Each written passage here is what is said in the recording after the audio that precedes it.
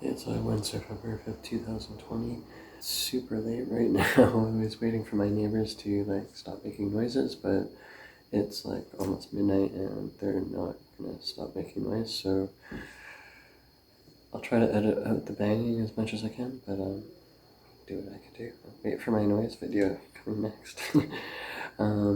So I'm gonna be doing my tee shot this week, and I didn't really plan on talking about anything. I actually forgot it was Wednesday.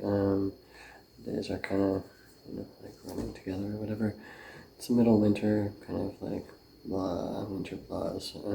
Really missing sunlight. We had a few nice days here and there, but, it's pretty gray out. And a good thing that happened this week is I finally got to see my physiotherapist. Finally, I have 2 prescriptions actually. One from August or July for my lower back. Again, I usually go regularly for my lower back because I have crushed nerve damage from my lower back. And then another one is actually from June for my knee that had been dislocating. So I just found out I can only go for one or the other right now, and then go on a waiting list again, possibly for another 6 months to have the other thing dealt with. So it's kind of a toss-up for me because I have crazy pain in my lower back, especially in winter. Because everything's kind of contracted. It's really hot and very dry in my place. So, and the discs in your spine are kind of like little sponges. They expand with water. So, when you're in a dry environment in the winter, it's really cold and dry here. It kind of compresses my discs, makes them smaller, and puts pressure on my nerve endings that come out of my spine, my spinal cord. And then I have an issue with my knee that ever since I was assaulted last April, I don't know if you want me to tell that story, let me know in the comments if you do. But part of that, what happened to me was I was thrown across a metal garden chair, and it caused damage to my knee, which I had an MRI on, and it's dislocated at least 3 times that I'm vividly aware of. So, because I had to actually take my knee and relocate it. It was kind of sucky. So, but yeah, I didn't really plan on talking about anything with again with side effects of tea or anything. If there's things you're concerned about, let me know in the comments. Yeah, I'm just gonna do my tee shot for this week, and if you have any questions around doing testosterone or hormones, I can give information around that. And I also, because I'm an older trans guy, I can talk about that process, or what coming out was like for me, or what it was like coming out in high school in 1994 in a small town in Canada, what that's like, and why it's kind of all tied into why I moved to Toronto. And I don't really feel like giving the story right now, but maybe that'll be for the story next week. Let me know in the comments if you want to hear that story, and I'll consider telling that.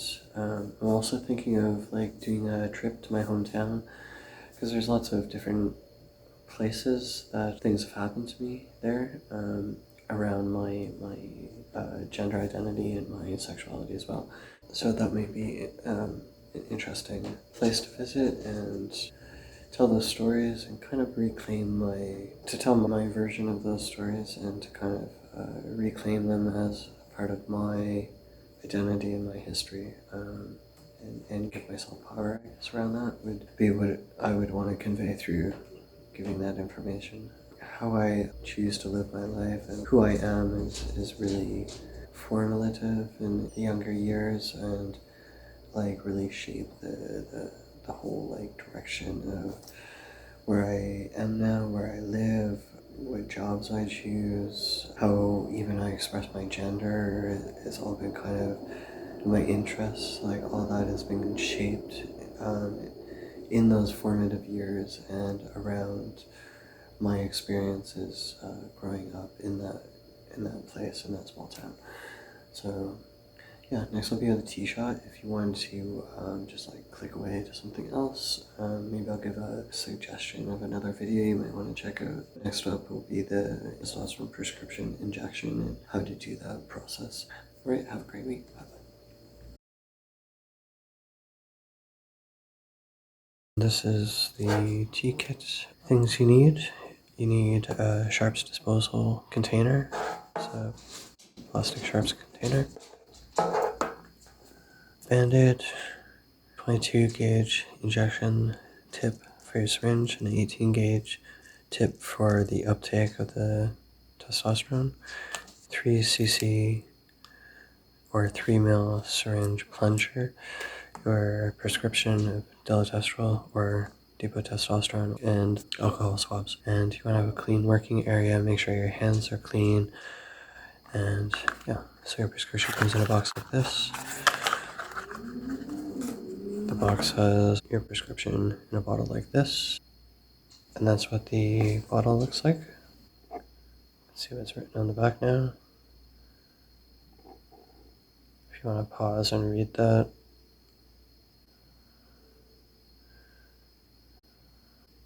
But that's what that looks like. Yeah, so that's that.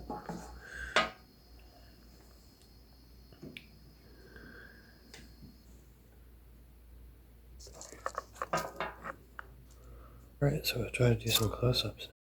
So it's a 3 ml syringe, looks like this. These markings are half cc, 1 cc. It's by milliliters, so a cc is 1 milliliter.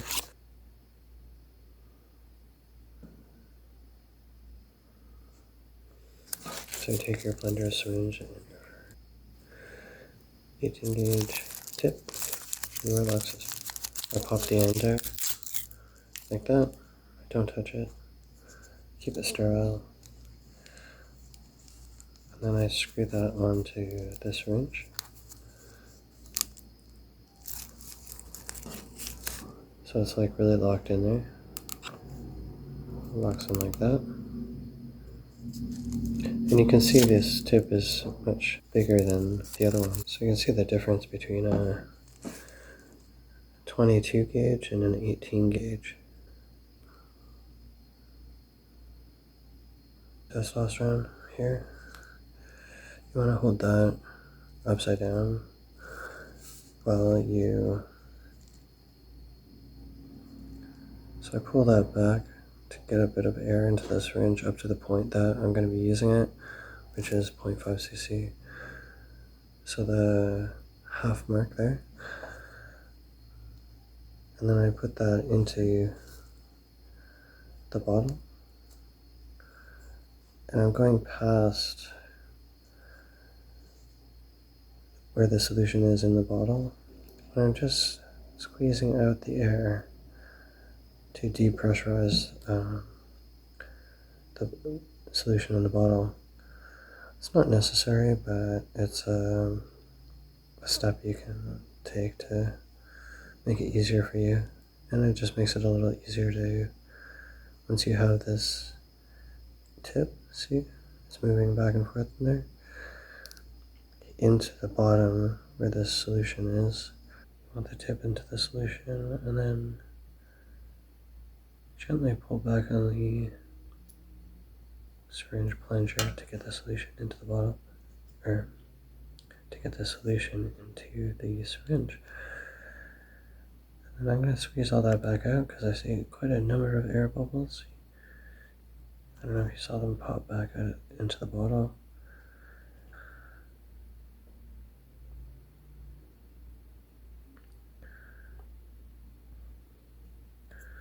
You can see I'm struggling with it because I'm trying to get this angle, and there's not a lot of the solution in the syringe, or in the bottle. So see, I go past the halfway mark by 1 or 2 markers, and then back up to the line of the half mark.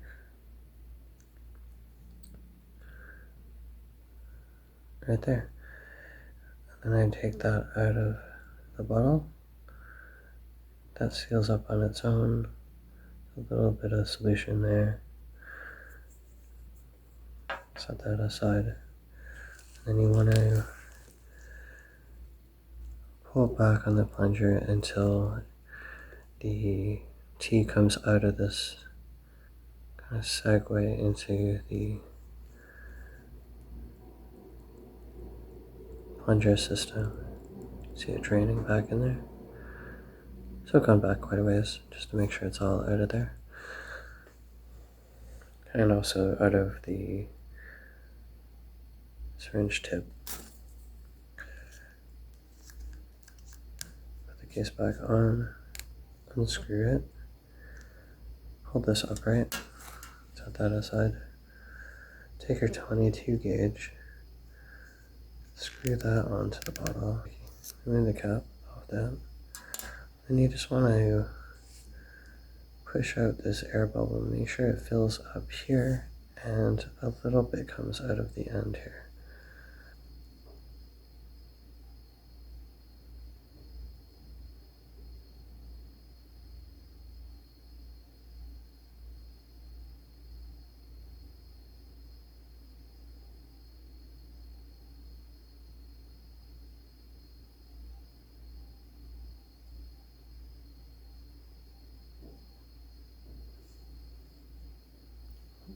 See a little drop came out there.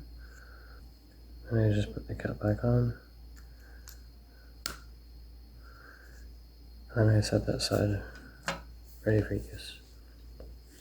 I'm going to take one of my alcohol swabs and then we're going to alcohol swab the area and do our injection. So I'm going to do it to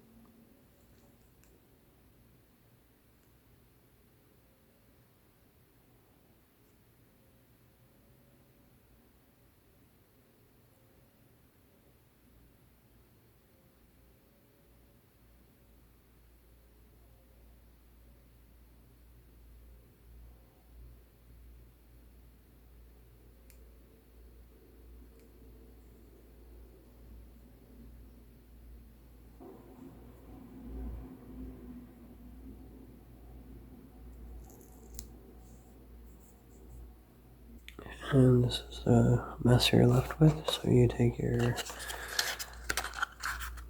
tea and double check how much I have left in there. Put that back in the box. Wrap it up.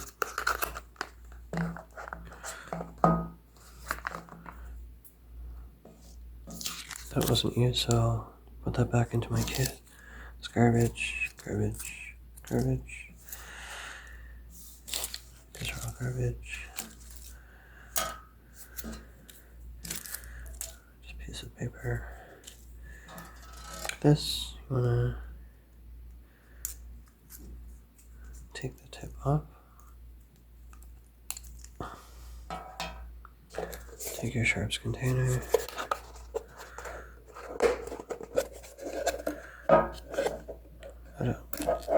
Keep the plastic in there. I actually throw that out and I put that into the sharps container. Same with this one. Put that in there. Seal it up. It's child-proof now. And it's all garbage. And this goes back into your kit. And that's it. All done. Have a great week. Don't forget to subscribe and give me a thumbs up. Leave me a comment and let me know if you watched the video.